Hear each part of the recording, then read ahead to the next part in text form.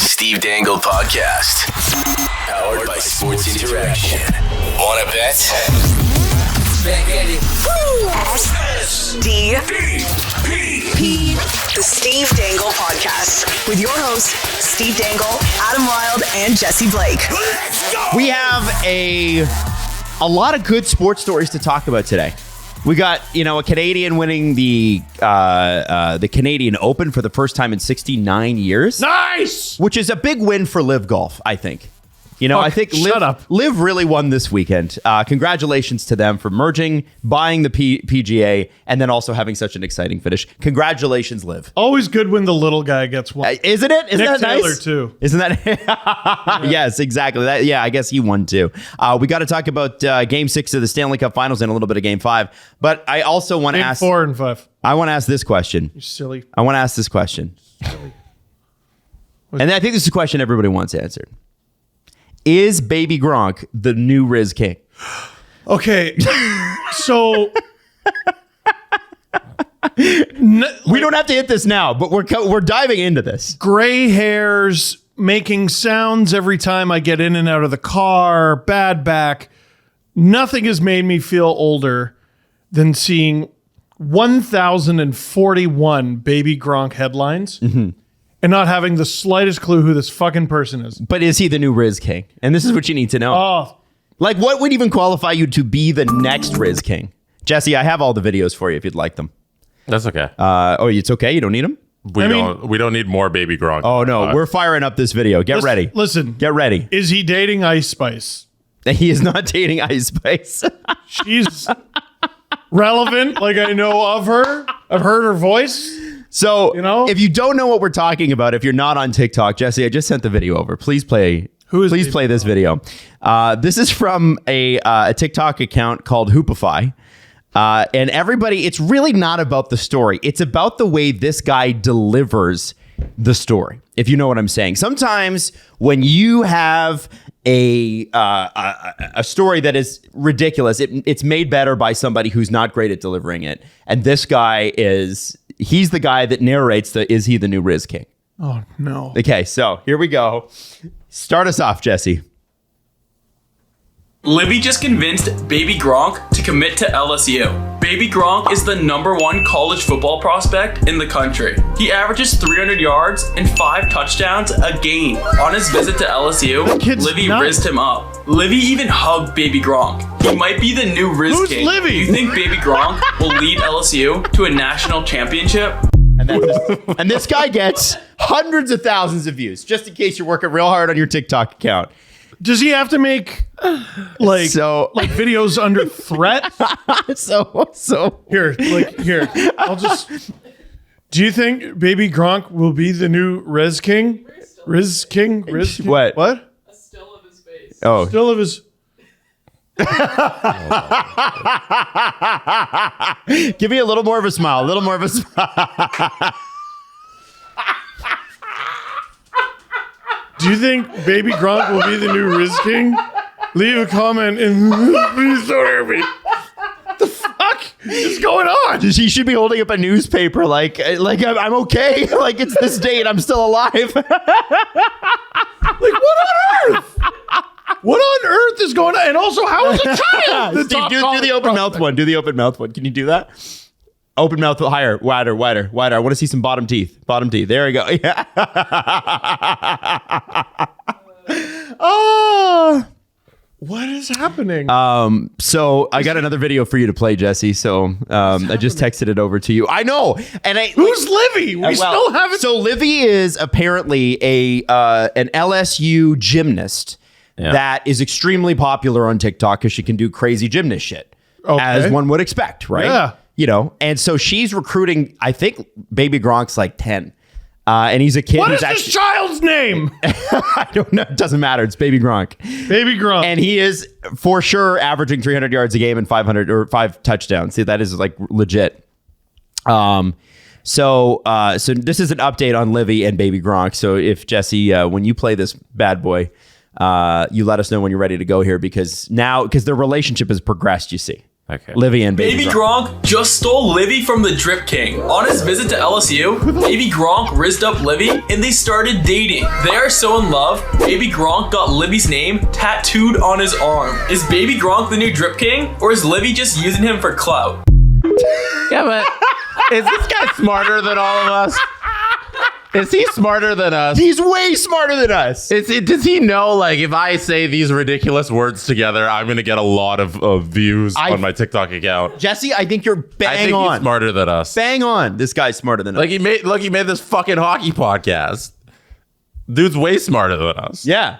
We could have This adult in university is dating an actual child, and is he the Drip King? What? How old is Baby Gronk? How is this the way we're starting the show? Baby Gronk is 10. Yeah. Baby Gronk's dad is apparently a terror. Oh, yeah? Yeah. There's bad things about him. Jake San Miguel? Is his name? It's I feel like that's the most obvious thing about this whole situation is that his child works out all the time and is not allowed to have fun, and all he does is eat, breathe, and dream football, and that's because his dad is an absolute terror. This whole thing is like watching the first episode of a 23-season show in season 23.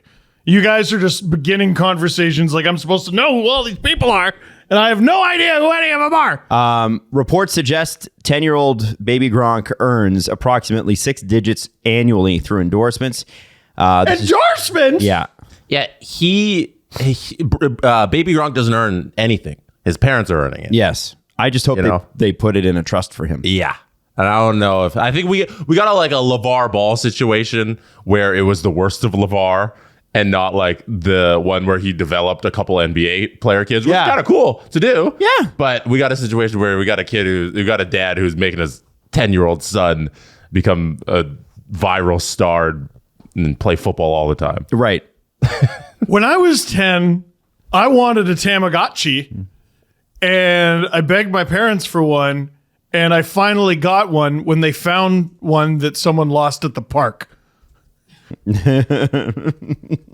This kid makes 6 digits. I named my Tamagotchi. There's one last video because Baby Gronk has somebody in upstate New York who is coming for him. Another 10-year-old who is coming for the Baby Gronk title. And I think it's important that you are... And we got to know what Livy thinks about this, This is too. the worst day of my life. But did you send it? I did. It's the last one I sent. Okay.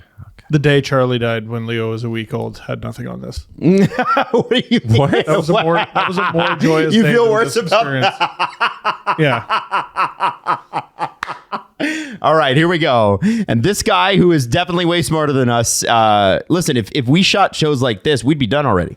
It's just bang. This is the one you want? Yeah, this is the one. Here we go. Baby Gronk may have just found his rival. Livy Dunn's boyfriend, Baby Gronk, is the #1 college football prospect in the country. But his #1 spot was just challenged by his new enemy, Baby Diggs. It's a parade inside my city, yeah! Baby Diggs is an elite player who plays both wide receiver and quarterback. He is currently the #1 football player in the class of 2030 in New York. He also called out Baby Gronk to 1v1 him. Big Gronk, I'll call you out 1v1 me. Who do you think would win in a 1v1? In what, Baby football? Gronk or Baby Diggs? How do you play 1v1 football is what I want to know.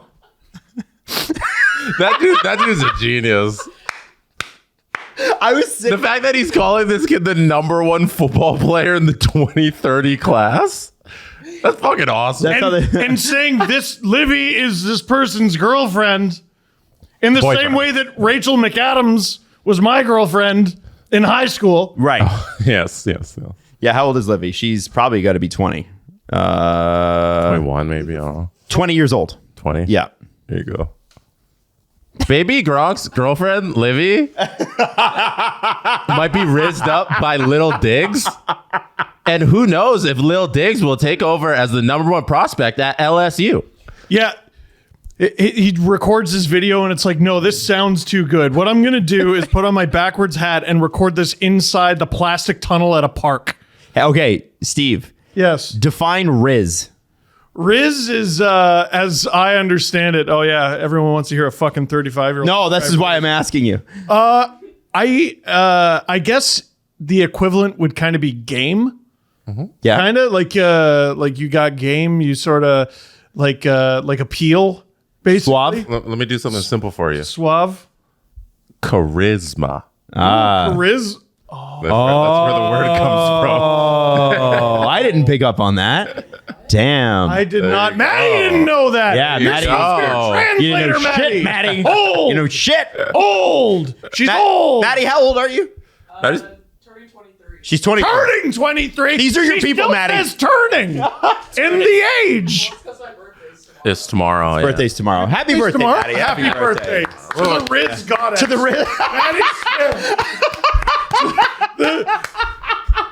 Rizz Gawd, Maddie. Maddie is 22, but she's turning 23. She works on a podcast with 3 dumbasses, and you'll never believe what they said. Holy fuck. Can you believe that Maddie is dating Baby Gronk? Oh man, Jesse, can we just play that original video one more time? I'm sorry, first I have to do Maddie this. I just has gotta a get- blood feud Gronk with may Libby. have just found his rival. Libby Dunn's boyfriend, Baby Gronk, is the #1 college football prospect in the country. But his #1 spot was just challenged by his new enemy, Baby Diggs. It's a parade inside my city, yeah. Baby Diggs is an elite player who plays both wide receiver and quarterback. He is currently the #1 football player in the class of 2030 in New York. He also called out Baby Gronk to 1v1 him. Babe, I'll call you out 1v1 me. Who do you think would win in a 1v1? Baby Gronk or Baby Diggs? You ever see those videos? It's like, here's a list of things that I think would give Louis XIV a stroke. That video. Man, you know, honestly, You want there's the OG one? No. Or Yeah. the other one? the OG No, one's I the don't. best one. That's the one that's going Is viral. it this one? Libby just convinced Baby one. Gronk to commit to LSU. Baby Gronk is the #1 college football prospect in the country. He averages 300 yards and 5 touchdowns a game. On his visit to LSU, Livy rizzed him up. Livy even hugged Baby Gronk. He might be the new Rizz King. Do you think Baby Gronk will lead LSU to a national championship? Are all those people made up and I'm being fucked with? I mean, listen, the whole thing about being famous now is that nobody's famous. Everybody's famous and nobody's famous. Because if everybody is famous, nobody can be famous. So you have your famous tribe, like they call them, like in marketing, they call them tribes, right? They're like your groups that like love you. And then outside of your group, nobody's heard of you. Right? I'm about to have an aneurysm. I know, it's bizarre. It's a bizarre. I have always felt like after we did remember way back, Jesse brings a story, 2 people we've never heard of with a gazillion followers on YouTube, and it's David Dobrik before he was David Dobrik, and his girlfriend, and I forget her Liza name. Koshy. Yeah. And they did a half an hour video on them breaking up. And I remember Steve and I were like, these 2 fucking idiots. And then by the end of the video, because we went through the whole thing, we were like, man, This is so pure. I was really rooting for them. We're all rooting for you. How dare you? She was a bigger star than he was back then, and now he became like an enormous. I think there was some controversy. I don't remember what it was about, but yeah, like it's pretty wild. Oh, dude, how this all works. Now, I don't you get it. believe so and so did this, and I'm like, you're gonna have to start with who so and so is, and the video has 13 million views. Nothing. No, yeah. This show is a waste of time. You know why? Why? There's a little TV underneath us, and it's not playing video games. Oh, we should do that one day. We should just have like, I don't know, whatever that nameless, faceless fucking game is where you jump on top of buses and shit and get And like, coins. or there was like a gun one where you like get a bunch of soldiers and you have to like, it's like, are you taking the money or the soldiers in this? And then Or we and just it'll play like a good Super Mario run. Oh, there you know go. The speed runners. yes. And they'll like go through the game in like 10 minutes and it's insane. I love that. Play one of those. Oh, no. Or a good Mario Kart run where somebody's just way ahead and they get all of the boxes on like Rainbow Road. Shit. That'll be good. I had an awful realization. What's that? We're all the parents from that Pokemon episode of South Park where we don't know what the fuck the kids are talking about. I must buy them all. Oh, the chin Pokemon? Yeah, must become a Chin Pokemon master. I'll trade you Shu for Penguin. And then when the parents start liking it, then it's uncool. Yeah. Oh, this is stupid. Yeah. No. So so the way we end all of this is we open every show with Baby Gronk and Livy or whatever the fuck. I think here's the thing. Where you get called out is when you pretend you're of that movement. Like you're not cool anymore once you hit like 25, and you don't even realize it till you hit 30. But like everything that is cool in pop culture happens between 16 and like 25. That's who decides, and the rest of us are just along for the ride. So as long as we just embrace where we are, you know, I think I think that there's going to be a lot of people who are like, what the hell was that guy saying? I have a headache. You know what I mean? It's like, what the fuck? Anyway, Jesse, what are you pulling up here? I was just saying, like, but we have our own category of cool stuff. What do we have? Like, for our age, there's like, your grass is really cool. Like, Adam's got great grass, and that's cool. My grass, I'm fucking proud of my grass. Didn't you really proud of it? Didn't you guys? So we went out on Friday for the first time in God knows how long. Yeah, the three of us. It was like half a decade because of the pandemic, yes, kids, and all the other stuff. And we did what all dads do. Jesse's a dad. I'm convinced. I have a dog. Yeah. You shut down a Jackasters. Yeah. So we did shut down Jackasters. Where are you going with this? Well, you earnestly said, so like, hey, what was your mortgage rate? What mortgage rate? And the first thing I thought was, that's the oldest fucking question I've ever heard. My second one was, what is your mortgage rate? It's a good question. Discuss. Yeah. But Adam has great grass. But there's you said everything's cool from 20 to 25. No, your perspective on what is cool changes. Right. But the people who are creating cool are the people between those ages. Yeah. Those are the creators. So it's Gen Z now. It's time for us to turn it over to them. I think Steve is a Rizz Gawd. Do you think so? Yeah. Yeah. We should ask SL about that. Mrs. Dangle. Yeah, I don't think you should. I'm going to text her right now. Yo, SL, could Steve Rizz you up? Is he a Rizz Gawd for real? Would you say that Steve is a Rizz Gawd? FR, right? For real. For real. Yeah. For real. No cap? No cap. Cap. No, it's cap or no cap. Is Steve a Rizz Gawd for real? That's is that the title of the show? Rizz Gawd? No, is Steve a Rizz Gawd for real? Cap or no cap? You better put a cap on, like in the animation too. I want to see a cap, like the red, like a cap, like the emoji. Just Maddie, is that cap or no cap? Just wrote me back. She's like, LOL, I don't know what the fuck you're saying to me. Answer the question. The question. It's important. Don't you text her, Steven. Why? No, don't you dare. He's like, support me. I am a Rizz Gawd. I need this validation. Please. I'm just dying to be a I just need the kids to think I'm cool. It's whatever you feel. The kids on YouTube got to know I'm a Rizz Gawd. She said, let's just say, Yeah. yes. Yeah! Steve the Rizz Gawd. Told you. How long has she been your wife? Still got it. 2014. This is going to be 9 years. Okay. Is it a victory when your wife of 9 years says you're a Rizz Gawd? Yep.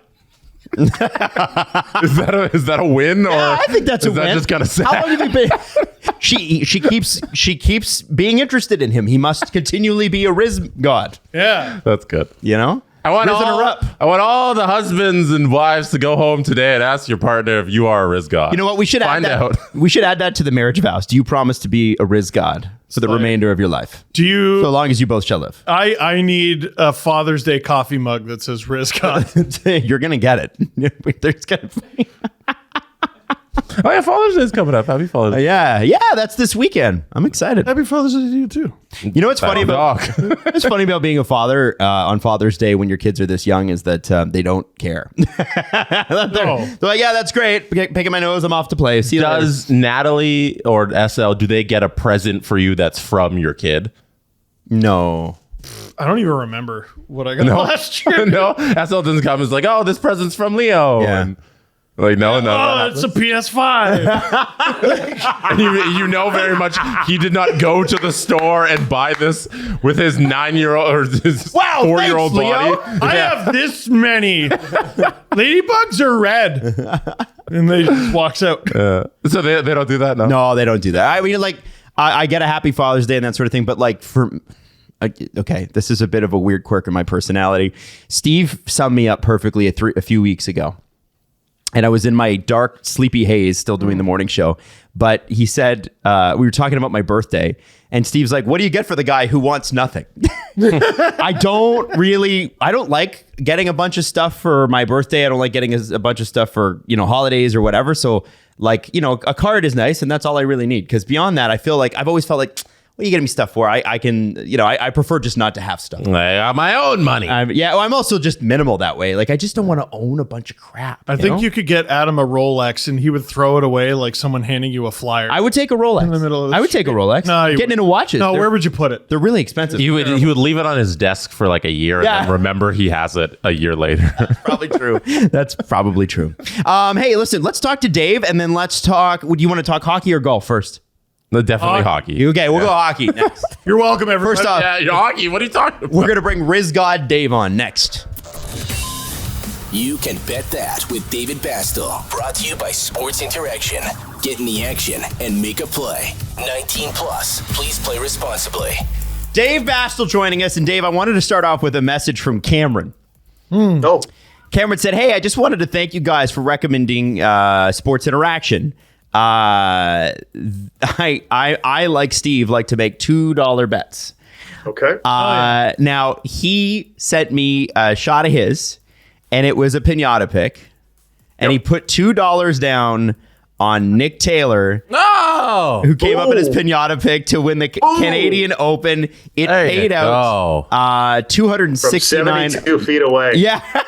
Outstanding. $240 it paid out, bringing Nick's total to $269.09. And I thought that was hilarious because 69 is the amount of years it's been since the last time a Canadian won. Also, it's the sex number. It is the sex. Yes. You can't forget that. So, I mean, seriously, anybody in men's league that I see the number 69 on, I'm like, whoa, doing there. Look out the bottom. That's a loose cannon.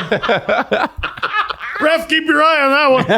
Exactly. That's really cool that they hit that pinata. Isn't that That's neat? awesome. That's awesome. That's the fun thing with way to go, Cam. Yeah, Cam. Yeah. That's the thing with pinatas. They're supposed to be like just ridiculous. That's the whole thing. It's ridiculous. Yeah, pinata picks and Minute Madness. Yeah. And you know what? There will be some pinatas coming up for the U.S. Open, Cam, and everybody else listening. So jump on those because Canadian Open's pretty cool, but U.S. Open is the third major and one of the prime events on this golf schedule. So it's a nice month of June for the PGA Tour. Absolutely. Now, we could see the 2022-2023 NHL season wrap up tonight. Yep. And this is sort of kind of, if it does end, it's been one hell of a year. It's been really exciting. There's been some great hockey. The playoffs were phenomenal. The Stanley Cup, if it does end tonight, I feel like we got robbed. Tomorrow night. Oh, sorry, tomorrow night. Why do I keep saying Tuesday tonight? night. It's Tuesday night. Tuesday. So if it does wrap up tomorrow night, wow. I feel like we kind of got robbed because I'd like to see the Panthers at least push this to 6. But what are the odds here, Dave? Like, what are we looking at? Vegas has got to be the clear, undeniable favorite. Yeah, they really are. 1.53 for the Vegas Golden Knights to clinch at home, which would be a pretty good party, but I'm totally on board with you guys there. I'd love to see a 6 or a 7 game series. It's not like Vegas has just crushed them on the scoreboard with 7-2, 7-1 scores, but it's like, come on, even last game where I thought, it would have been nice to see an overtime. Then you never know kind of what happens, and a completely different series too if Florida actually wins that game and it goes back to Vegas tied at 2. But looking at the board quickly, Florida 2-5-2 underdogs. Can they win? Sure. Will they win? I got my doubts. I got a feeling it's going to be a 5-gamer here. I'd like to see more, but we'll see. By the way, over/under totals at 6. They bumped it up a bit, which is kind of surprising, considering that we were struggling to get to 5, and now it's moved to 6. So maybe the under is the play, but we'll see. I got a parlay for you guys. Fire. It's the Florida 3-1 comeback parlay. Okay, let's go. So right now, the Miami Heat are down 3-1 in the NBA Finals to the Denver Nuggets. The Florida Panthers are down 3-1 to the Vegas Golden Knights in the Stanley Cup Finals. What if you parlay both of them to come back from 3-1 down and win the championship? Have you I've done it. It pays out 117 to 1. So your $2 bet wins you $235. Wow. Are you doing it? I've been watching both series. I don't think the Denver Nuggets are going to lose anything. Like, I'm actually surprised they lost the game. But because Jimmy Butler's been an awesome story, and I've loved Pat Riley forever, and his organization's has been very good. But I don't know. This Nugget team is really impressive. Really impressive. It's crazy. Okay, Dave, we will talk to you on Friday this week, and there'll be lots to update on. We could be, and very likely will be, full draft, full trade, full free agent swing for that. So that's very exciting. We need the who goes number 2 in the draft odds. Yes. Oh, those will be good. I like that. Adam Fantilli. Sorry. All right, Dave. Really thanks. bad cough this week. A lot of Nick Taylor cheering. Yeah. I mean, listen, the Shane Wright fall last year was like historic. That rarely happens, but boy, it would be kind of neat if it did. It was something. I don't see why it would. Anyway, Dave, thanks so much. We'll see you Friday. Thanks, fellas. Hey, guys, we want to talk to you about Coffee Cult. One of the new sponsors on the SDP, which we're very excited to bring on now. Coffee Cult sources only specialty grade Arabica coffee beans. We were drinking it just today, and we even got it in our mugs, and it's really delicious. In our what? In our mugs. What is it, Jesse? What do you have? Oh, me? Yeah, you. I'm just reading the Coffee Cult Craft Roasted Coffee Handbook, where I learn about their subscriptions, the producer of the coffee, the relationships, and the different profiles of coffee they have. They have just sitting on the toilet reading. They work. Okay, all right. You can read it elsewhere also. Hey, coffee makes you poo. One of the most important things, I think, for Coffee Cult. This is going to be a hard right turn. They work diligently with their farmers. They want to ensure best quality coffee, but also they only work with farms that pay its workers, especially women, fairly and equally. It's a big thing. They roast all their coffee in Hollywood, Florida. All right. And it's roasted to order. So they do not ship stale coffee that's been sitting around for days and weeks. When you make your order, then they roast it. They also have a highly regarded dark roast, perfect for any occasion. Their eye cracker features notes of caramel, cherry, and tangerine, and makes for a great espresso. Or perhaps try something more exotic like the Cumbres del Poas from Costa Rica, which features notes of honey, strawberry, and cocoa. And if you order at coffeecult.com, use the code SDPNLOVE and get 16% off. This is coffee orders over $50. Get free shipping in the US. But coffeecult.com, and it's coffee and cult with a K. So coffee, KOFFEEKULT.com. Use the promo code SDPNLOVE and get 16% off today. Specialty grade Arabica coffee beans, roasted to order, the highest quality. It's Coffee Cult. So can the Panthers win Game 6? And can they win Game 5 first? Well, that's what I'll be asking if they win Game 5. Can they? The Florida Panthers invited Livy to one of their games. They won instantly and forced the series to Game 6. Do you think the Rizz Gawd Panthers can slay in the Stanley Cup final? Look like in following. Can the Panthers win Game 5? And what I wanted to ask is, can they win it without Tkachuk? Because here's the thing. Oh, I mean, he's playing. He's playing, but can they win it without him? I mean, he barely played the third period and then scored the game-tying goal. It's a fucking Stanley Cup final, man. It's so messed up. And the reason I worded it that way is because they went the whole, like almost the third period without him. That's playing without him. Except for when he stepped on the ice the couple times. And and here's the thing. A guy like Sam Bennett, who right now has 0 goals and 6 shots in the entire series. He's not nearly as effective, eh? Well, it's almost like Vegas is sort of like, oh, you're mean. Well, we're meaner. We're meaner, but also like he has an easier role when, like, I don't know if he can drive. Okay. He's the fucker upper. He's the fucker-upper. He's the fucker-upper. I can see that. And, not everyone can be a good fucker-upper. But as soon as the other guys on your line or the guys... he plays with a superstar who cannot play like a superstar. Because he's hurt. That's the beginning, middle, and end of it. Yeah, he's hurt. Reporters asked him about it after the game. He's like, guys, I'm not going to talk about that. Which is fine. Yeah. And I wouldn't either. And it's not even one injury, right? He got cold cocked, might have a concussion. Yep. Something's up with that shoulder. Yep. Definitely. A bunch of guys are beat up. And it's one of those things where we're here at the end of a 2-month slog, and whoever's the least beat up wins. Well, and it's Vegas. At the end of every game, they beat the shit out of each other too. There's a bunch of 10-minute there's 40 minutes in misconducts that mean nothing, dude. I don't even know why they bother. The league's got to do something about that. Well, and or not. I think they like it, but stop calling misconduct. What are you doing? Well, Vegas isn't even blameless in all that. Everyone's talking about Pietrangelo leaving the penalty box at the end of the game.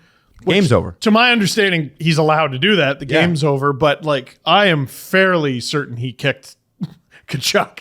Yeah? And it's just nothing. It's just nothing. Again, I said this, and Panthers fans gave me a lot of shit, but the things that happen on the ice need to matter. And they don't. The things that happen, okay, that whole if you're not cheating, you're not trying? Yeah. It's not cheating. No, there's literally no punishment. They add a couple numbers to your numbers, and you've served no punishment. So, anything that you're not punished for, you're simply allowed to do. If anything that you are caught doing and not punished for, you're just allowed to do. You want me to read the end of the game punishments? Give it sure. So with 20 minutes left in the game, or 20 minutes at the end of the third period, so 0-0-0-0 on the clock, Matthew Tkachuk received a slashing penalty for against Petro. Matthew Tkachuk received an unsportsmanlike conduct penalty against Alex Pietrangelo. Not a thing. Tkachuk received a misconduct. Aiden Hill received an unsportsmanlike conduct against Sam Reinhart. Aiden Hill went hard into that pile. Yep. Because he was getting run over. Brandon Montour received a charging penalty against Braden McNabb. And then Brandon Montour got a misconduct as well. Not a thing. But Darnell Nurse had to be suspended. Yep. For being in a fight in the final 5 minutes of a game. Right. To be fair, that was an automatic suspension. They didn't technically suspend him. They had to unsuspend him. And I guess what I'm trying to get at is why, okay, I don't know what to make that, but any league worth being a league gives you more than nothing. That's nothing. It's literally nothing. I would like some consistency with penalty calling in this series at all. Oh, fire Wes McCauley. Game 4, we saw just everything being called. Neither team could get away with anything, and all they do is try and get away with the most. And then they're like, you can't call everything. And then in Game 4, in Game 3, the refs were like, yes, we can call everything. And there were so many power plays. And then you go to Game 4 on Saturday, and there's a tripping call and an over the glass penalty. Now, the over the glass one you have to call because it's just automatic. And then the tripping one was kind of iffy, and they called it, and everything else, nothing. Am I right or am I right? I was saying back in the day, there used to be so many infractions that we would get mad when they called a penalty. Right. Now, there's so many. We get mad when they don't call a penalty. Right. It has reverted. Because it is after Game 3 of the Stanley Cup Final. Wes McCauley, who has been around since the era that I'm talking about, where it was just prison rules hockey, reverts to prison rules hockey. The dude who called no penalties against the Florida Panthers in Game 3 with the Leafs. You don't say. In this game, there was a slash from Mark Stone on Mark Stahl. Didn't get called. Seconds later, it's a trip. Mark Stahl tripped Stone, yeah. On Stone. And here we are going, that's what you call? Yeah. That's what you call? Oh my god. So he just went back. It's old school. I don't know. Everyone who wanted to know what it used to be like, that. It used to be like that. All but the Game time. 3, both of those would have been called. Yep. This is what Jesse, here's what your tiny little mind doesn't understand. That was Thursday? What happened Thursday to Saturday? Did they change the rule book? The number went from 3 to 4. So like, we one thing that I've definitely started to understand this year is it's not, there's a regular season rule book and there's a playoff rule book. Nope. Nuh-uh. Not true. There's a regular season rule book. No, that's not even true. There's a beginning of the regular season rule book. There's a mid-season rule book. There's an end of regular season rule book. Then there is a first round, first 2 games rule book. Then a first round, second 2 games rule book. Then a first round, last 3 games rule book. Yep.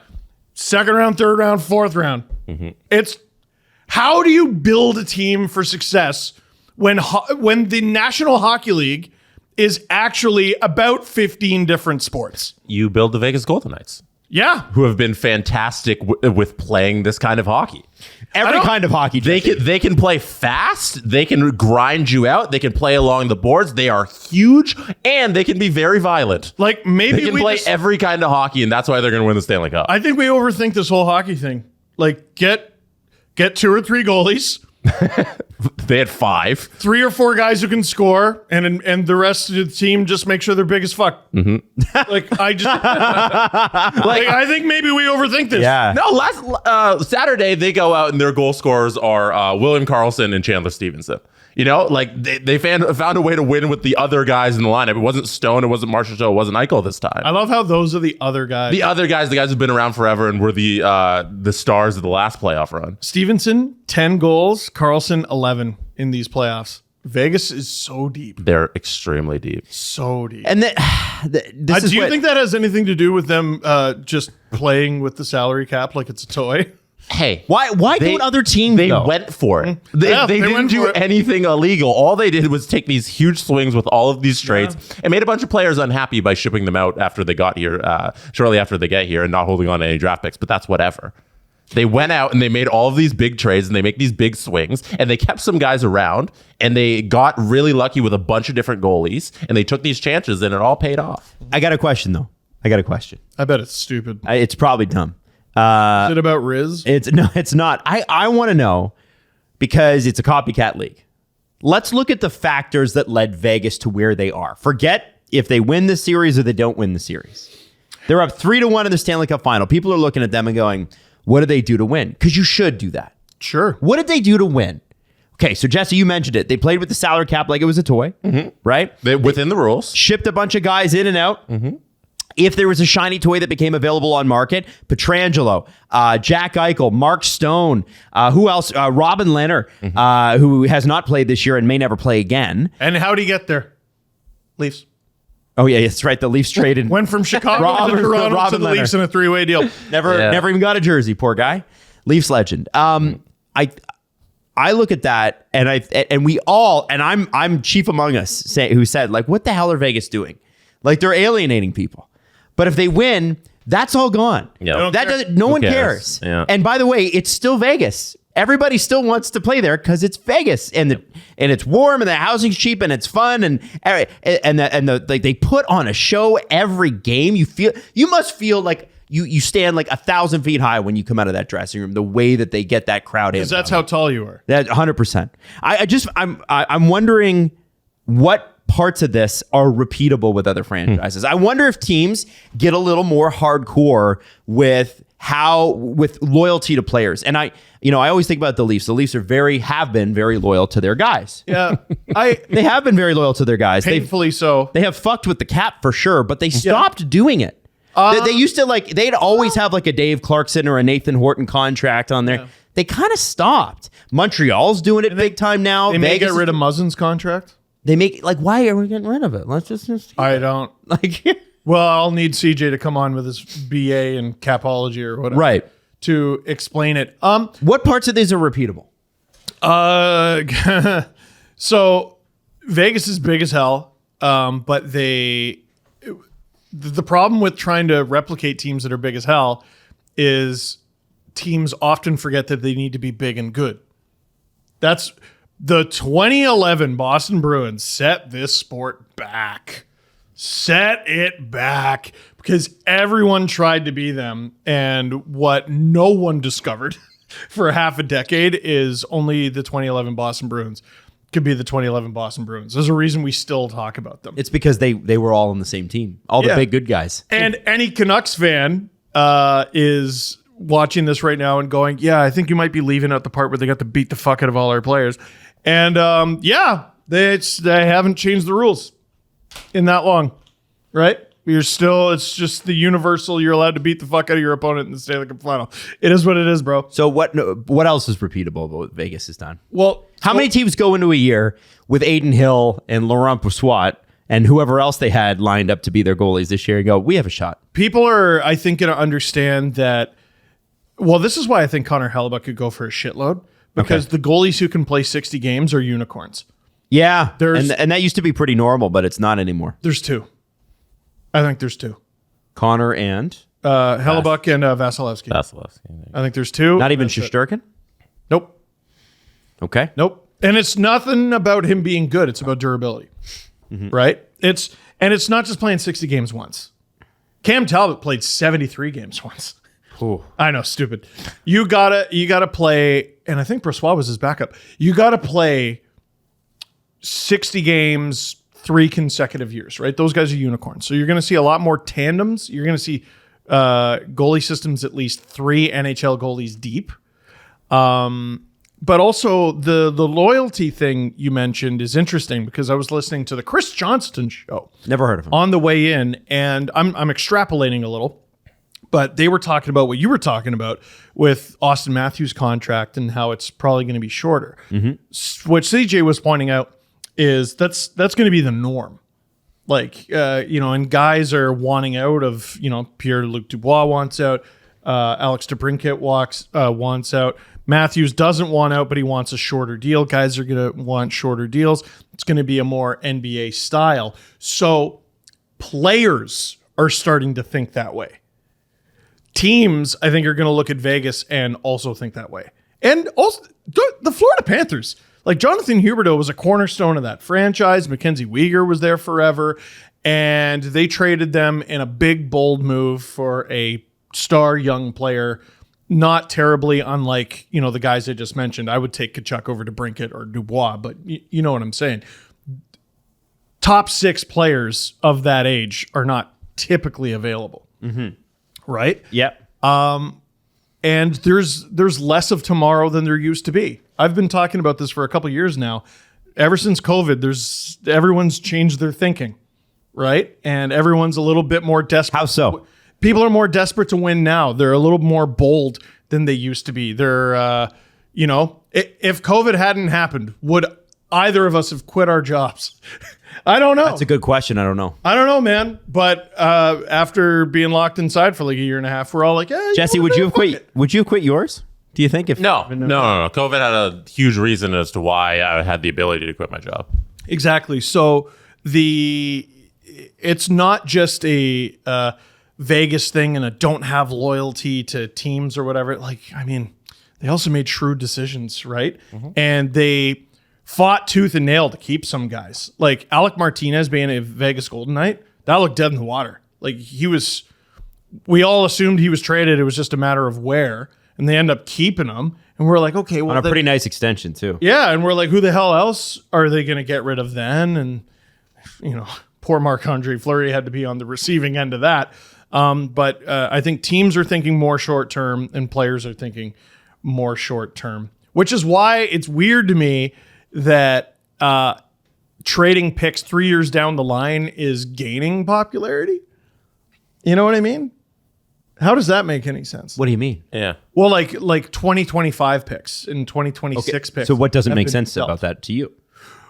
Is that it's far down the line. Like I think executives are starting to think, maybe it's born from executives being so desperate to win now that they're willing to trade years down the line because they don't care about years down the line, just win now. Yeah. I was thinking about it wrong. I was thinking about it from the acquiring team's perspective. Well, and the acquiring team can always flip that for something else. Exactly. Yeah. No, the way it sounds like you're supporting your point about I got there in the end. Okay. I got there in the end. Because you shouldn't care about the pick of a 15-year-old a guy who's 15 right now. Who cares about that? Literally. pick? Literally, go trade that so you can get somebody to win now, because everything's about winning now. And I think you're so right about that. Yeah, these guys, if Vegas taught us anything, is that, hey, maybe it's not the best idea to stick with one group for the longest moment. We're looking at Toronto on so closely all the time, and it's shifting out those big pieces. It can't hurt, when you've tried it for so long. Oh, maybe it can, said the only team that matters in that conversation. Yeah. Fuck my life. I think the other thing I want to ask, and the reason I wanted to ask about Vegas and what's repeatable, and Jesse, I want to get your answer on this too, is I'm going to ask you guys the same question about Florida in a second. But Jesse, if you're another team and you're looking at Vegas as the archetype for your success, okay, we're going to be like Vegas. What are the repeatable moves that Vegas made in your mind?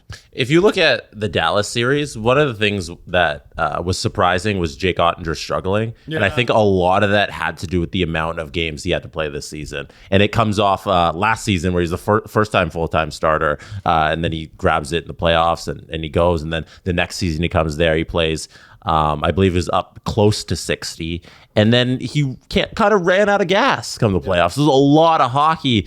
And the Vegas Golden Knights started with Logan Thompson as their number one goalie. If you remember that, he plays 37 games. They get Aiden Hill there for 27. Laurent Brossoit is 11. And then at the trade deadline, they go and acquire Jonathan Quick, just because they're so unsure about the goalie situation. Just in case. And I think teams need to think about, hey, there's no such thing as one starting goalie anymore. It's got to be one A, B, and C now. You got to have a rotation of goalies who can all step in. If we make everything about the Leafs, them going with Murray and Samsonov, and then having the guys in the minors be able to come up too. That's more of a modern day thinking of your goalie situation. And then come the playoffs, you ride the hot hand. Yeah, that's it. Brossoit was in there. He had a good little run until he got injured, and then Aiden Hill was the hot goalie, and then he goes in and he's there. And that's it. You just ride the hot hand with goalies. I think that's a big takeaway. I'm just laughing at Brossoit playing only one more game as a Golden Knight than Jonathan Quick this year during the regular season. How? Yeah. And How? And with Florida, I think both this lesson applies to both teams, because Bobrovsky wasn't the starting goaltender. Nope. He lost his job midway through the season. Spencer Knight's the only reason that the Florida Panthers are in this position right now. But then you flip it and you say, oh, they have a hot hand in Bobrovsky. Let's just ride that. And I think teams need to just think about the goalie situation where it's don't have to force your starter. Ride who's ever hot. Make them split the games. And then when you get to the playoffs, one goalie is going to step up and take the job. I think Jack Campbell should have been starting in Edmonton. I think they went with Stuart Skinner for too long. Jack Campbell, when he was in there, he looked all right, even though he only got in 3-4 games. But and how about Allmark? Oh, I mean that's one of the biggest lessons. Swayman wasn't the hot hand, but you definitely don't ride the cold hand. You don't ride the guy who looks like he's injured. Yep. Game 5 should have been Swayman. No, game 6 maybe if you really want to push it. But Swayman should have been in there. He should have had a start. It would have been. I think it should have been game 6. One of the most bizarre goaltending decisions I've seen in recent playoff memory was Tampa playing Ben Bishop in the 2015 Stanley Cup Final until he was virtually dead. Yep. And it was Andrei Vasilevsky was the backup. We did not know he would become Andrei Vasilevsky, but I was just watching it going, okay, I know he's a rookie. How bad could he possibly be? Bishop can't fucking move. Yeah. He can't move. What are you doing? And they lost in 6. Who knows if it goes differently? I don't know. But I mean, yeah, if your goalie is hurt, especially. Yeah, if these two teams taught us anything, it's just ride the hot goalie. Right. I don't think it's that complicated. Well, it's enough. But I mean, okay. I was hurt for a month. Yeah. So the Florida thing, they were supposed to go to the Stanley Cup Finals last year. Yes. And it's almost like what Washington did in 2017. They lost in the second round and then immediately won the cup. Because they got all those pieces, and then in Florida, the same. They got all those pieces, didn't win. If you're looking at Florida as an archetype, again, what do they do that's repeatable other than have magic? All the OT winners, what are they, 6-0 in overtime? Okay. I don't think you can repeat magic. No, here's what you need. You need to acquire a decent right-handed defenseman and then bank on him more than doubling his career high in points.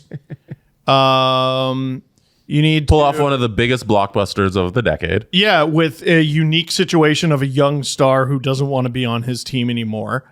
And you need to be willing to trade one of your best defensemen and also someone who just broke an NHL record for you.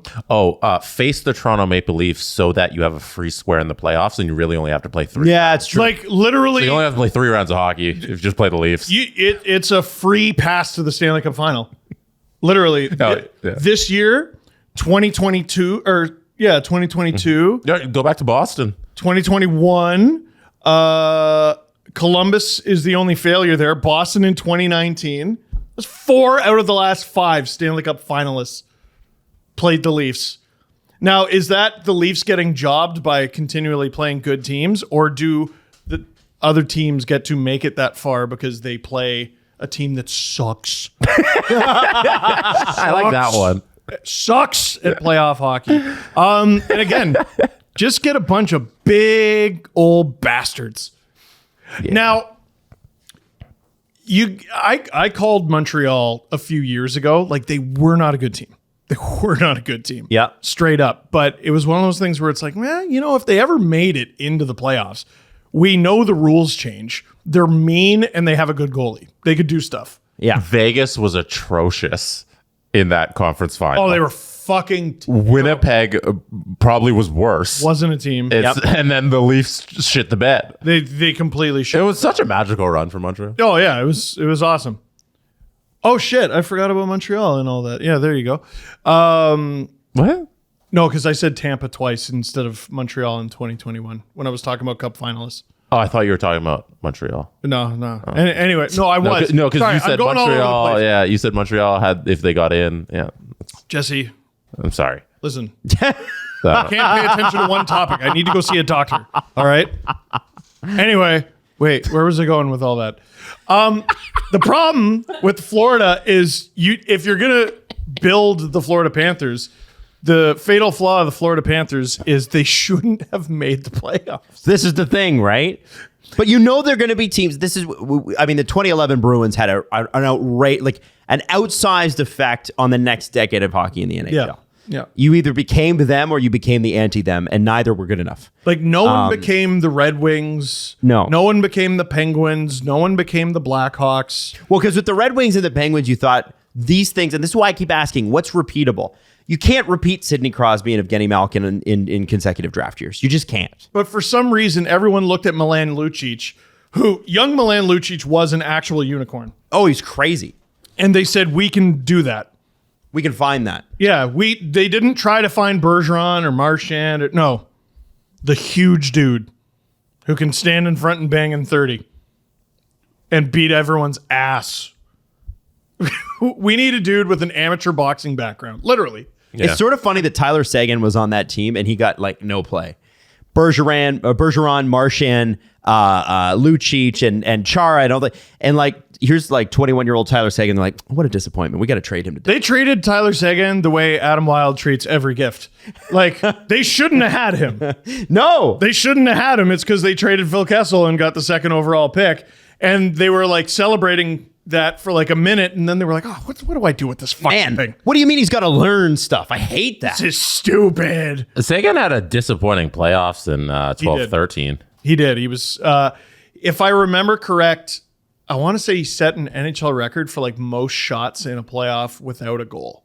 Oh, wow. He finished with 70. He finished with 1 goal in 22 games. Yeah, so he had over 70 shots, though. Wow. In those games. 7 assists, 8 points in that 22-game playoff run. And you know why? Because he missed breakfast. What's that? He missed breakfast. What is that reference? He showed up late to a team breakfast and they scratched him. It's not complicated. And that many had character issues and he's a piece of shit, and now here he is. Okay. We should trade him for Riley Smith and then not appreciate him either and send him to the Panthers. I thought it was Louis Eriksson. Wasn't Louis? No, what are you talking about? I think they were both in the same deal. Yeah. No way. Riley Smith and Louis Eriksson. Go look it up. No way. Go look right now. All right. Because Louis Eriksson's time in Boston is what got him that devastating contract with Vancouver. The Tyler Seguin trade. Riley Smith, Joe Morrow, Louis Eriksson, and Matt Frazier were acquired by Boston in exchange for Rich Peverly, Tyler Seguin, Ryan Button. Trade Rizz Gawd. Wow. And then when did they trade Riley Smith? Cringe. To Florida.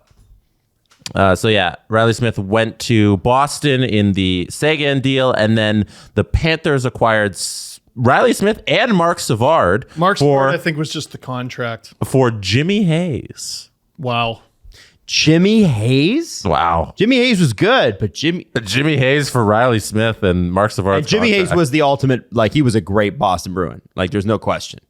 And then Florida said, hey, we'll give it to him for free. We'll give it to Golden Knights Riley Smith for a 4th round pick and expansion draft considerations. And then the Vegas also got Marchessault. So there's an article going around today of how the Florida Panthers fumbled Riley Smith and Jonathan Marchessault. That's from Shayna Goldman, right? Shayna Goldman in The Athletic interviewed many members of the Computer Boys.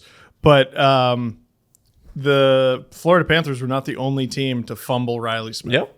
I didn't know that. Wow. Not that that's a fumble, I guess. It's a trade. Jimmy Hayes was good. The trade wasn't about Riley Smith. It was, we need to get rid of Mark Savard's contract. I don't know if he ever played a game for the Panthers. Boston lost the Tyler Seguin trade. You think? But then they ended up making the final again. They lost the trade, though. They did. So take that. Take that, Boston. Yeah. Yeah, Boston. Yeah. Aha. Boo. Yeah. Another Boston sports failure. Add it to the post-it note. Watching Boston sports, people just people breaking down about the fact that, we haven't had a championship in half a decade. Pete Blackburn, after the Celtics lost, being like, this is about to be the worst summer of my life. Because the Bruins lost, they blew the 3-1 lead in the first round, and the Celtics lost in the conference final. And I'm just like, Pete, that would be the best year of Toronto sports you've ever seen. I need you to imagine for one moment being us. Yeah, the Red Sox won the World Series in 2018. You guys haven't been struggling. I saw a graphic recently that was the Jays haven't won a playoff game since 2016. I was like, it doesn't feel like that, but yeah. Yeah. Because every time they've made the playoffs, or not won a playoff series, I should say, not a game. Every time they've made the playoffs, they've lost. And listen, don't forget, we harp on the Leafs, but the Jays had an 8-1 lead going into the 7th inning. Oh my God. Last year. Over Thanksgiving. What a fucking meltdown that was. And that wasn't even that was to push it to game 3. Yeah. Oh, they had to win that to tie it. The first time, too, they did it. They went to the playoffs and they're it's a young team or whatever. They saved their best pitcher because of their analytics or whatever. And they're we'll put Hyun-Jin Ryu in, and he just won a Cy Young trophy. We'll put him in the third game. And they didn't get to the third game. Fuck. And he's like, fuck, guys, win a game. I love how we turn this into Toronto. Toronto team's bad. Well, I mean, what else are we going to say about him? Yeah. So anyway, since 2016, the Blue Jays went 3 consecutive years without making the playoffs. Then they lost in the wildcard round to the Rays, and then they missed the playoffs in 2021, and then they lost in the wildcard round last year to the Mariners. It's felt so much better than that as a Jays fan, but it's because it's a young, exciting core. But you might get locked in the Leafs thing where 7 years down the road, you're like, wow, they still haven't made it out of the division. The Raptors are still the reigning champs in my brain. Shut up. They are. They are not. Are they really? So no. Yes. No. They had. It was. They got fucked. For not being able to defend that championship. Oh, definitely. You've played a bubble season. Then the year after, they got to play in Tampa, and that season was a lost season. Yeah. So I feel bad for those guys. But that OG Anunoby shot, again, the Celtics, yeah. The Kawhi shot against Philly, I was like, okay, they have to win the championship now. So I can look back on this with maximum reverence. Holy shit. He scored that. They won that series and they won the championship. Yeah. With OG, they didn't even win the series. No. Fuck. And it gets kind of consigned to the dustbin of history, right? It's Like, and the fucking high-level basketball media people who are like, if Durant was in there, the Raptors would have lost. Like, shut up. They didn't, though. And he wasn't. He wasn't there. They didn't lose. So I actually... they're going to take our championship away. Okay, fucking Doctor Strange. Why don't you go to the universe where he was healthy? Yeah. He wasn't. That didn't happen, so stop. No asterisk titles. According to Elliot Friedman this morning, we had expected an extension for Keefe, and that they'd be working on it this week. But from what he is hearing, that may not happen at all. What is happening? What is going on? He's saying it's not just the Leafs. Well, he's saying that he was trying to figure out if the Leafs were talking to anybody else, and he said, I don't think they are. Mm-hmm. So normally what you do, by the way, is Sheldon Keefe's deal is up at the end of the year, just for anybody that doesn't know. And in order to continue, the theory is if your players believe a coach is on their way out, well, they can just fuck around and say, well, whatever, Sheldon, fuck off. We know you're not going to be here next year anyway. Or you need us more than we need you, so you're going to do what we say if you want that extension. So what teams often do, if they're not totally sure or totally sold on a coach, is they'll extend them a year and go, okay, you got a year to figure this out. If we have to fire you at the end of the year, we will. We'll eat the salary. But it doesn't appear as though anything has happened. So question to you, Steve, what is going on? So to me, it sort of comes back to the Rangers. Okay. So there's I guess the Rangers of the Dam holding this up. Depends where you come at it from. The Rangers were gonna hire Laviolette. It's Laviolette. We got him. He's ours. Then John Hines became available, and then he started popping up in the Rangers conversation. It's kind of shifted back to Laviolette, but there's this big question mark with Sheldon Keefe, which has led some people to think, are the Rangers waiting for the Leafs to fire this guy? Right? Because I bet they've called and asked for permission to talk to him. maybe, Yeah, that was the I think it was the rumors over the weekend or late last week that if Sheldon Keefe were to become available, he would be the top of the Rangers list. I think he'd be top of a lot of lists, and this is the But they're the only team with technically Columbus and New York, but we know who Columbus is hiring, but they're the only ones with a vacant spot. They'd have first dibs. Man, imagine the Leafs like, the Leafs won't extend you, so you have to go to New York. Like, I know. what a dream. Here's the obnoxious conversation that I know is going on in so many NHL offices right now. The Bruins fire Bruce Cassidy. Yeah. They gas him in like a super not cool way in his living room. While the president took a shit. Well, the president took a shit in the bathroom, as we made up. We made that up, but the president And he left it there. He didn't even flush. No, he left a floater and said, now clean that up after he fired him. I can't believe Cam Neely did that. Yeah. Anyway, so they fired him. They hired Jim Montgomery. They have a record-breaking 65-win season. And I know, every NHL executive was like, yeah, well, who would you rather be right now? Who would you rather have right now, Bruce Cassidy or Jim Montgomery? And they win 65 games. And now Bruce Cassidy is a win away from a Stanley Cup. And For that alone, just to see the lulls in Boston, like just to have Boston one time take an L. Yep. One fucking time. One time. I want Bruce Cassidy to win for that. Take your stupid lumps for once. Now, the reason I bring that up is, we talked about it being a copycat league. Yep. I think teams are going to really emphasize playoff success. Mm-hmm. And the fascinating thing about Sheldon Keefe is he's got like the best regular season winning percentage ever. For a Leaf coach. And just can't fucking win. Cannot fucking win. They beat Tampa. Mm-hmm. And it's like, I don't know, maybe the third best series they've played in the last few years. Like, listen, let's not have our blinders on a little bit for that Tampa series. The Leafs got outplayed most games. That's what I'm saying.